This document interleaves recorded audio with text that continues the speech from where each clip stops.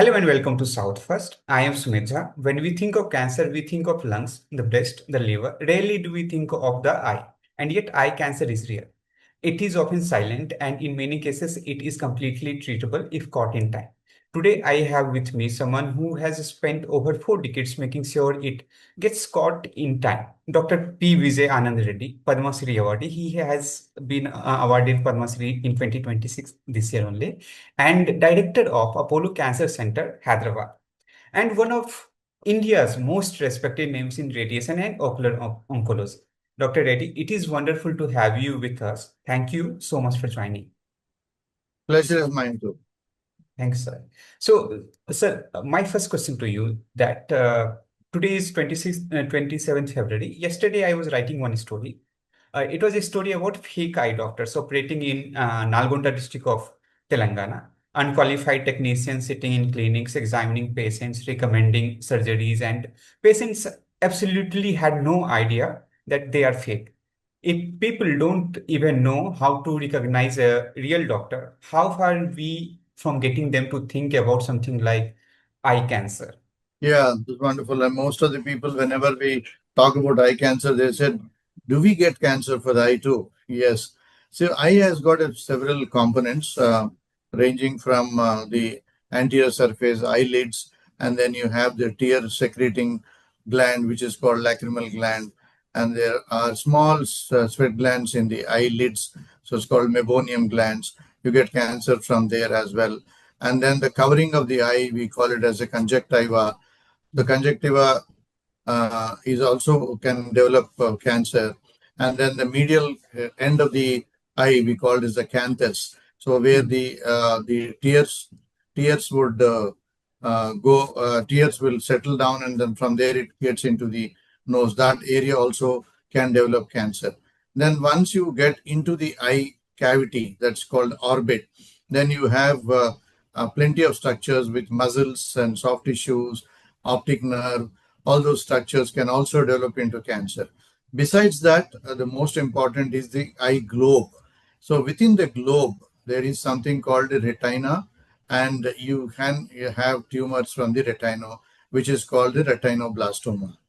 So that's again one of the most common cancers that we see across the globe and also in India too.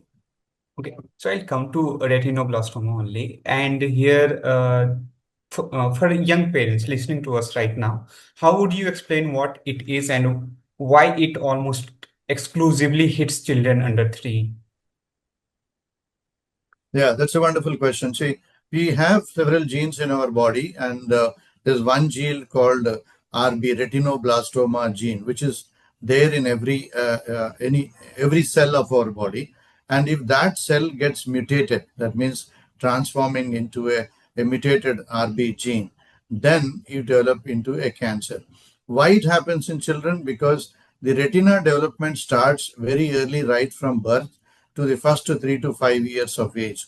So when the retinal cells are proliferating fast, when they are proliferating, this RB1 gene can suddenly get transformed or mutated, then you develop into cancer. So then that is the reason why it most often develops in an younger age group. That is when you have a cancer retinoblastoma arising from de novo. In some children, when they carry this abnormal gene from their parents, then the possibility of having retinoblastoma is quite high.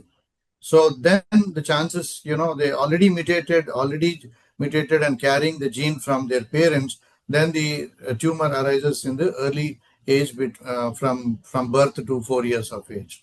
So the incidence of the retinoblastoma as a de novo without parents having the retinoblastoma is around 40%, and 60% is from carrying from the uh, 60% from the parents who already carrying gene would develop into retinoblastoma in children in 40%, and in 60% it happens suddenly on its own during development between the age of from the childbirth to 4 years.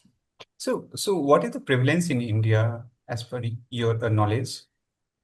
So we in India we around 1500 to 1600 new cancer retinoblastomas are diagnosed per year, which Okay, is a so significant number. yeah, these numbers are quite significant in our country. So where is this number coming from? Is it a detection problem or awareness problem, or is the disease genuinely more prevalent here in our country? India is a very highly populated country and maximum childbirth, if you see, compared to Mm, any part of the globe, India has got the maximum childbirth or child population. So obviously that could be one of the reasons that mm, we have more number of retinoblastoma. Number mm, two is that the consanguinity is quite common in our country compared to other countries. So marrying our own cousins and sisters, so the chances of carrying this retinoblastoma and having childbirth with retinoblastoma is quite high. That's the second reason. The third reason is, detection is late, mainly because the people come from rural population. They do not even know what the problem is. They don't even understand that there can be some problem within the eye.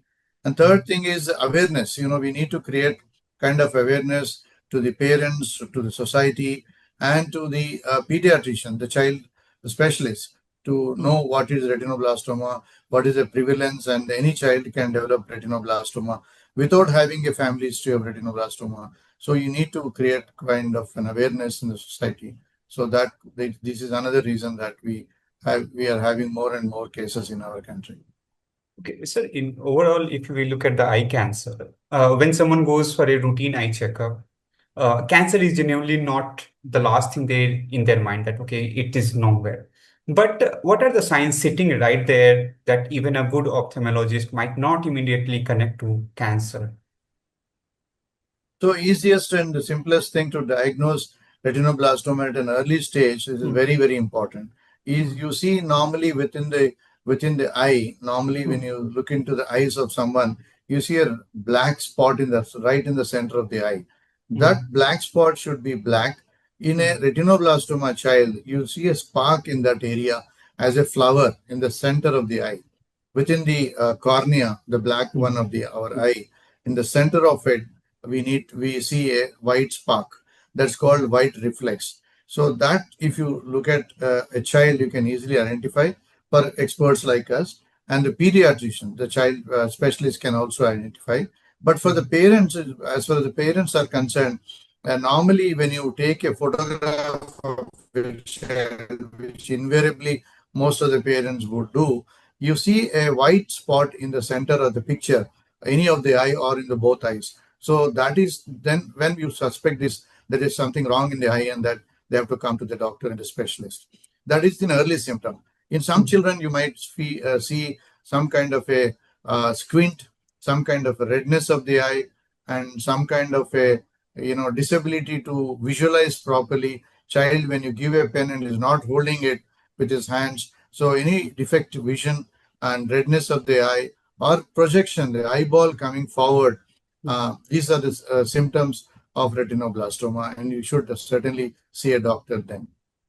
Sir, if we look at overall eye cancer, not only retinoblastoma here, then a red eye, a floater, slightly blurred vision, things we all shrug off. Even I am a person who has less vision because of many reasons. I'm not going to think of that, okay, there is a cancer, there is something.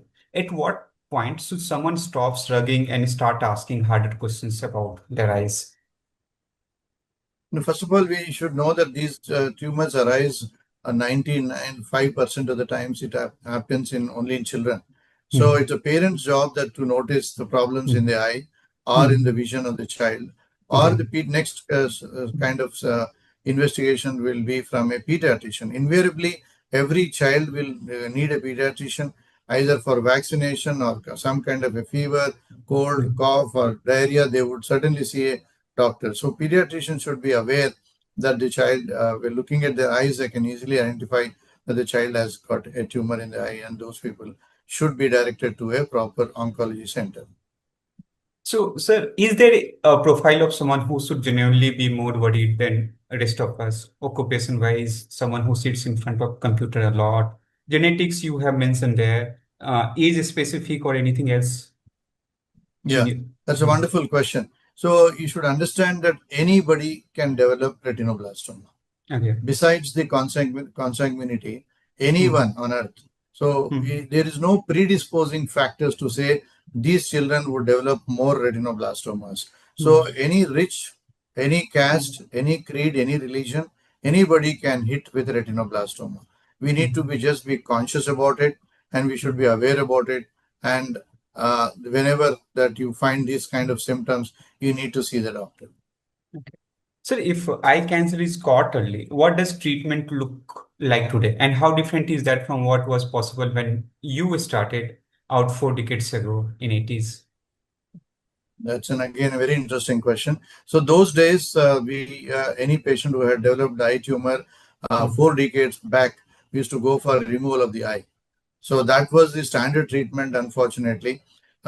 So nowadays, and then the next step was the patient were receiving a radiation treatment. Such a small child getting radiation treatment would have a lot of impact, developing morbidity, reduction in the growth, and second cancers, all kinds of stuff used to happen in those days. Eventually, we found out that certain drugs are very, very effective in retinoblastoma. So we are using chemotherapy as the mainstay these days. Very Mhm. rarely we use radiation, only in Okay. advanced cases. So it moved from a removal of the eye to radiation to now only chemotherapy and local therapy. There are different stages of retinoblastoma. As long as the tumor is within the globe, then we can do all kinds of measures, which could be local therapy. We burn out the tumor in the retina by doing local therapy. We call it as laser or thermotherapy or cryotherapy. That's when the tumor is within the globe and in group A and group B and group C. Once the tumor is growing within the globe also, we call it as stage C and stage D and stage E. Then we would give chemotherapy. Chemotherapy would shrink the tumor. Sometimes it might even disappear and make it smaller. Then you do laser or coagulation or thermotherapy. So that's the stage where you can protect the eye, protect the vision, and protect the life. Once the tumor becomes goes out of the eyeball, then the treatment is completely different. We need to give chemotherapy, and then you remove the eyeball completely, and then give local radiation therapy as well. So that is called stage 3 and stage 4 diseases. So as long as the tumor is within the globe, these days we're able to save the eye, save the vision, as well as saving the life. So, coming back to overall system, you have worked not just within the walls of hospital, but also in rural and semi-urban parts of the country where access to even basic eye care is a challenge. What does eye cancer look like out there, and how different is the reality from what you see in your hospital? So in the villages, the major problem is that we see children tumor coming out from the globe, huge masses and inflammation around the eye. So such kind of tumors in the past we used to write them off that they are going to not going to survive. But of late, with the good treatment that we are able to treat almost 90%, even in tumors which are advanced, which are coming out of the globe, with the chemotherapy, local treatments, we are able to cure them. We are not able to save the eye because they already lost the vision, the tumor, the globe is coming out, but we are able to cure them. So, So so that's where we would go in rural areas. okay. So, sir, we are now in an era where genetic testing is becoming more accessible and affordable in India. So, parents with a family history of retinoblastoma be actively seeking genetic counseling, and is that infrastructure even available in our country right now? Uh, Yeah, so that's what normally is this is a tertiary care center, and as hmm, I said, there are around 15 to 1600 retinoblastomas. You hmm, need to have a specialist centers in major cities only. hmm, Unfortunately, these kind of techniques, the ophthalmic evaluation itself will take almost 40 50 lakhs of rupees for the cameras that we use. Those okay. and then local therapy like thermotherapy, cryotherapy needs a lot of experience and expertise. So, and then we do chemotherapy through the like a catheter, what we do for an angiogram. We do the Mhm. catheter right from the femoral artery, from the thigh, gets into the heart. From there, we enter the neck and go into the eye and deliver chemotherapy through the ophthalmic artery. So these are highly sophisticated treatments that are available. And we started this department almost 30 years back. So we are able to, precisely treat these kind of patients with the experience, expertise, and the gadgets that we have. So that's we can't expect these kind of techniques be available in the rural areas nor in the districts. They are available only in very few centers, and Apollo Hospitals, Hyderabad is one of those centers. So, sir, you have watched government come and go, policy changes, and budget shifts over the years. Is childhood eye cancer on anybody's radar at the policy level in India, or is it still fighting for attention against bigger numbers like breast cancer, cervical cancer, or mouth and lips cancer? Right. See, awareness is the key. Awareness is Yeah. the way forward.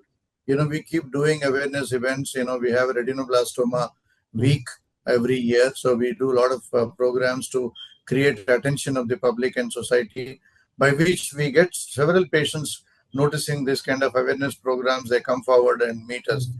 We do marathon runnings to create awareness. So awareness is the key, and definitely policies, government policies, and especially the media, the press, as well as the TV media, has to support us in this campaign, that to create awareness. Then certainly certainly be there. We will be able to not only cure the disease, save the eye, save the vision, and save the life. So, sir, I come to my last set of questions. So, in over 40 years, you must have cases that have stayed with you where catching it early made all the differences. Without naming anyone, can you share one such moment where you thought that, okay, yeah, this could have been possible and what could have been done at those moments? There are several such patients. If you look at the number of patients that I have treated, is more than 10,000. So Mhm. massive tumors and massive diseases, we are able to cure, and we are able to control the disease, and Mhm. we feel really good and immensely satisfied if you can detect the tumors at an early stage, as long as the tumor is within the globe. So that is gratifying result, where we were able to save the vision and the eye. uh, but one more important thing is that even if it is stage 3, earlier Mhm. we used to write them off, and we are able to cure those kind of patients. That's a paradigm shift in the management of advanced retinoblastoma tumors. So we are able to cure them, we are able to completely give them a normal life. So that's the way it is. So over a period of time, the enormous changes have happened in terms of diagnosing the tumors, in terms of treating them locally with kind of thermotherapy and cryotherapy in an early stage tumors, and we are also able to do genetic counseling of these patients. That's very important. We do testing of the child right from the birth, when we know that the parents have a high risk of having a child with retinoblastoma. So that's a very important thing. Although we are not able to correct the gene, the mutation which has already happened, we are not able to correct the gene, but we are able to diagnose them when the child is in the womb, and tell the parents that this child is going to develop retinoblastoma.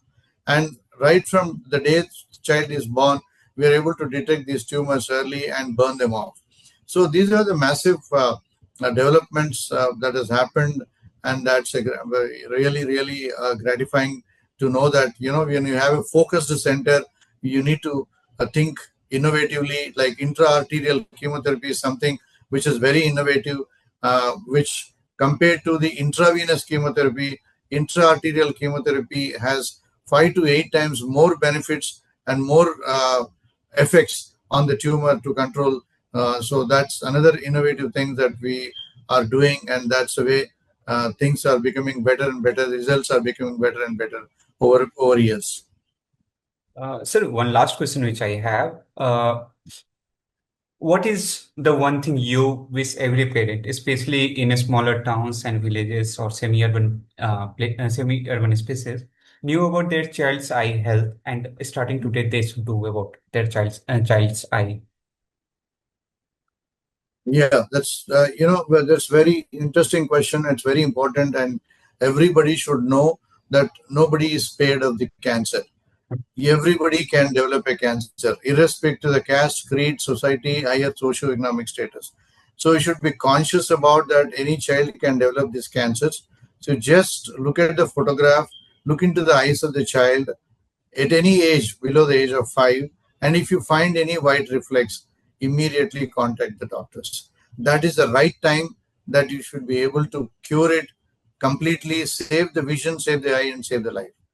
And if you find anything like reddening of the eye, which is not healing in a week or 10 days, or the child is not looking straight or looking to the sides, these are the early symptoms of the tumors of retinoblastoma, which you can treat, which you can contact the local specialized centers, and you can get rid of the disease, and your child will become absolutely normal once the treatment is over. For my viewers and for my readers, can you explain what is that white reflect in simple terms, sir?